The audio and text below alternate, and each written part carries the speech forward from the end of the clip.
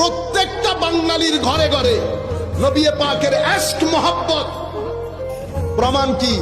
প্রমাণ হচ্ছে হেন কোনো ঘর ছিল না মাগরিবের পরে সবাই বসে দরুদ সালাম করত না। আমার এখনো কানে বাজে, প্রত্যেক ঘরে ঘরে দরুদ সালাম ছিল বাঙালি জাতির ঘরে ঘরে। 12ই রবিউল আউয়ালের মধ্যে নবী পাকের মিলাদুন নবীর ফাতিহা করা হতো না, হেন কোনো বাঙালির ঘর ছিল না। এটা আমার নবী সাল্লাল্লাহু আলাইহি ওয়াসাল্লামের মানুষের ভিতরে, মানে আমার নবীর মোহাব্বত, এটা মানুষের ভিতরে একটা ইনবিল রিয়ালিটি ছিল। এটা মানুষের সাথেই ছিল আমার নবীর মোহাব্বত। বুঝতে পেরেছেন? এরপরে আলে বাইত রাসূলের প্রতি তাদের যে প্রেম, মুহররম মাসে তারা বিয়ে শাদী পর্যন্ত করাতো না। আপনি জায়েজ না জায়েজের মধ্যে যায়েন না, আমি জায়েজ না জায়েজের কথা বলছি। এটা ইমোশনের কথা তুলে ধরছি। জায়েজ এরকম অনেক কিছু যায়।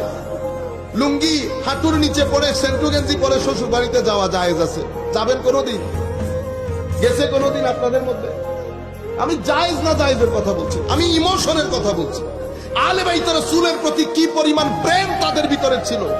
হেন কোনো ঘর নাই 10ই মুহররম ফাতিহা করতো না, মুরগি জবাই করে যার যার সামর্থ্য অনুযায়ী গরিব মানুষদেরকে দিত না, হালুয়া রুটি গরিব মানুষদের মধ্যে বন্টন করতো না, হেন কোনো বাঙালির ঘর ছিল না।